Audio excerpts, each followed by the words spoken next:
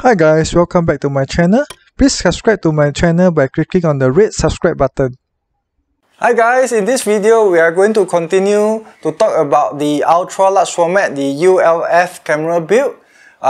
This is the part 2. In my previous video I talked about the lens, and in that video I mentioned that the aperture is missing from the lens, which I found that it is incorrect. The aperture ring is actually very tight, but now I found that I can move it to open up or close the aperture.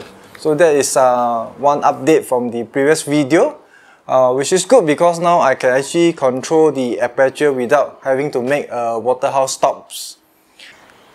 So in this video, I'm going to continue to talk about the camera build itself.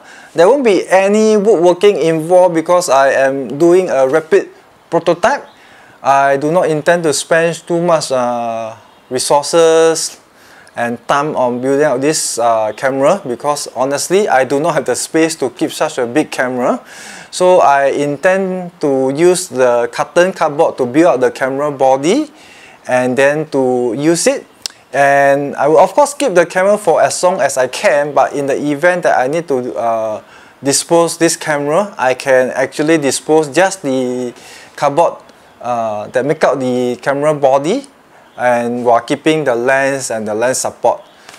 So in the conventional large format design, we usually make use of a film holder so that you can have multiple film holder loading multiple sheets of film into them. But in my design, I actually do not use any film holder. Instead, I will load the paper directly into the box. I mentioned paper here because I'm going to use photo paper as the paper negative. And I will actually do some test shot to find out how well this design is. Does it build up to functional usage? Right, so to watch to the end of this video to see the complete design and the result of my test shots.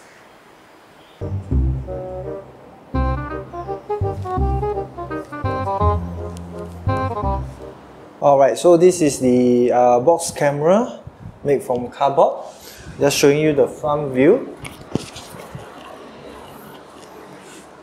Okay, so this is the box camera that I have built using some cardboard, and this is the lens support that I talked about in my previous video. If you have not watched the previous video, please click on the link on the top right hand corner. So we have the lens support, which is made from wood, the lens itself, and then the cardboard, right? So this is the camera body, which I make from 2 carton cardboard. So this is the outer box, and then I just make a smaller carton box so that it can slide in and out. So this is a sliding camera design, right? So with no bellows.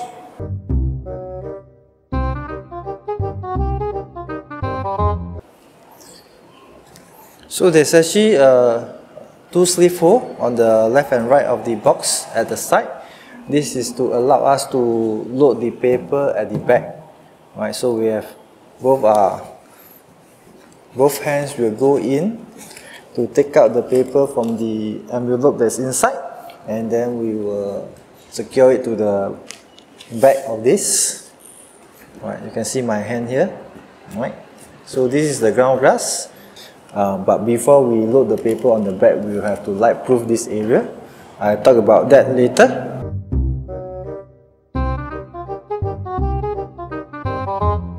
Okay, so this is the black card that I will put against the ground glass before I load the paper in the camera. So this is just a mounting card. See, very crudely I put in some cardboard pieces to act as a light trap. Of course, we have to do a test shoot to see how lightproof this idea is going to be. So when they are ready to shoot or ready to load the paper, what we can do is to put this against the ground glass. I just use a simple rubber pen to secure it. Okay, rubber pen mechanism to secure it.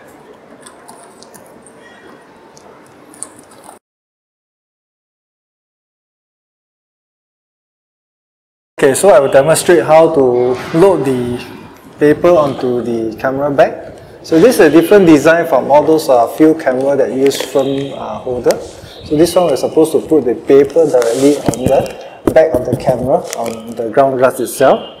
So just assume that I've taken out the paper negative from the paper envelope that contains the 16 by 20 photo paper.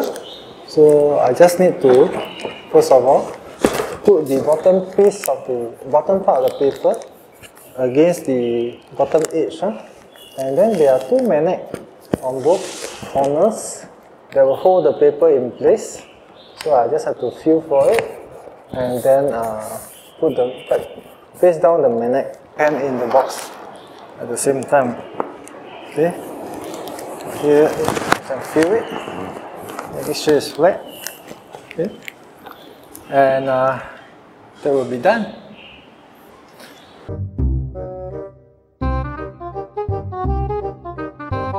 Okay, so now we are going to do a test shoot. So this is the test subject. Okay, just some random still life. On the other side, the camera is about, I think, 7 feet away. Okay, the lens is right there. It's back on the ground glass, the soft toy, the brick. Okay. So let's try to load the paper. Photo paper is already inside the box itself, and now before we load the paper onto the ground glass area, we need to cover up with this backing. This is really a test shot. I have never shot with this camera yet, so I actually not too sure how lightproof this camera is. Okay. So let's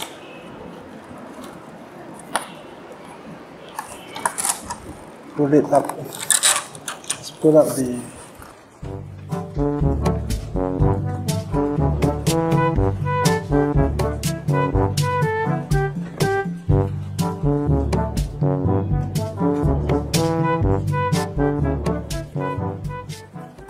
So for photo paper, I'm going to meter at ISO 3.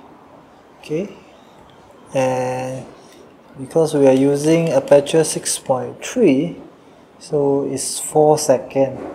Okay, so I will do exposure f6.3 4 seconds at ISO 3. So we only have the lens cap as our shutter control, so I'm going to take it off the lens for 4 seconds and then just cover it back. So that will be our exposure. The paper is already inside. Everything is ready, so let's go. 1000, 2000, 3000, 4000, and then cover it back. Okay. Okay. And then we can put the photo paper back into the black envelope inside the box and process it.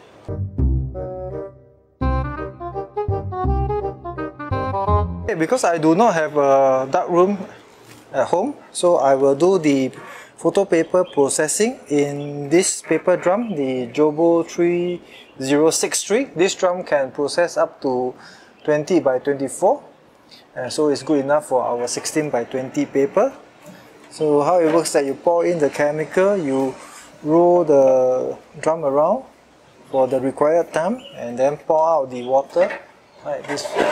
Pour out the water and then pour in the next chemical, and then it should be done after the 3 steps: de-wrapping, stop bath, and then fixing. Okay, so let's go. Okay, so we have the drum. I've mixed up 1 liter of ULF paper developer 1+9. So now I'm going to pour it into the drum. So I have this kind of the funnel flexible hose thing that I'll insert into the drum itself. Okay, and then I will pour the developer straight in. So let's go.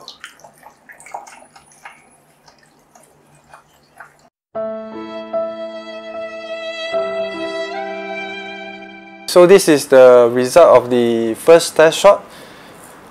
You can make out the image here, the soft toy, the brick, the box that the object are sitting on. But overall it's a very low contrast, and I'll try to convert this into a positive and let you see, but overall it looks quite bad. And I think there's some base fog, or there's some fog on the expired paper, as this is supposed to be blocked by the magnet, right? So it's to be almost white, but I can see that it's quite grey, right? And of course that our subject is in the kind of a low contrast scene doesn't really help. So I'm going to do a second test shot by changing the scene, and then we can take a look at the result.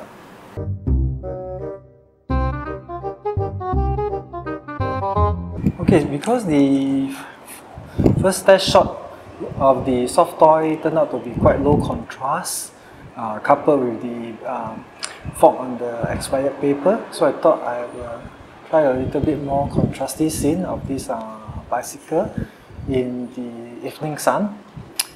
Okay, so let's take a look at the ground glass. So as seen on the ground glass,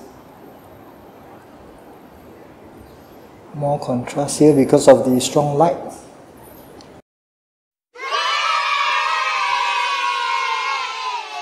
Right, so this is the result of the second test shot.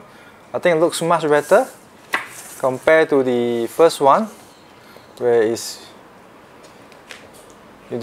you almost don't see the tone.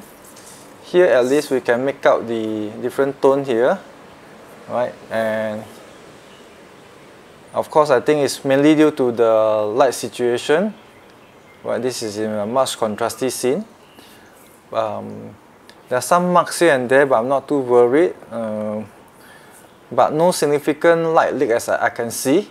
Alright, thank you for watching to the end of this video. As you can see, my second test shot turned out to be fine. There's no major light leaks as far as I can see. Of course, further testing will be needed to confirm that it worked well in all the different environments, including a bright sunny environment, which is not what it is today when I test it. So up to this point, I think I'm quite happy with the camera build. It's not the easiest camera to bring around and use, but I think for a rapid build, for a prototype, for a proof of concept, it works very well. It will certainly be very helpful if in the future I decide to build a more permanent camera body using wood and all that. So if there's any update to this ultra large format camera build, I will again post it in my YouTube video, so do watch out for it. Thank you so much, and I'll see you at my next video. Bye! Hi guys, we have come to the end of this video. Please like it, share it, and finally do subscribe to my channel, and I'll see you at my next video. Take care. Bye!